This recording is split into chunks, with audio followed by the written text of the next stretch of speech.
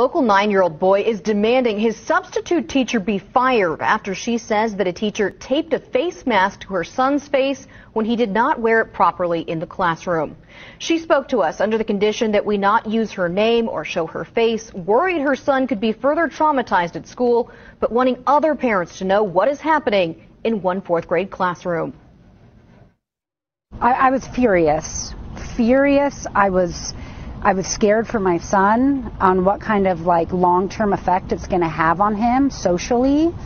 The fact that the entire class was laughing. This mom of a fourth-grade student at Reedham Elementary in Mountain's Edge says his substitute teacher stepped way over the line when the 9-year-old failed to properly wear his mask in class. He went to get a sip of water, forgot to put the mask on.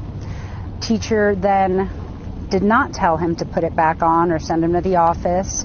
She instead pulled him up in the front of the classroom in front of all of the students, and she then taped the mask across the top of his face. The mom says the sub added a second layer of tape from his nose to his forehead, and with tape still on his face, he went to the office to pick up homework he'd forgotten at home and his dad dropped off. When he went to the office to pick up that homework is when one of the administrators noticed the tape on his face. Alarmed, that administrator took the tape off of the child and alerted the principal, who went to the classroom to investigate, filling out this report. And she saw another student who she thought was my son with tape on their face as well. This mom later asked her son had other students also had their masks taped to their face. He said yes. It's been happening in his classroom since the beginning of the school year. He says that he remembers up to 5.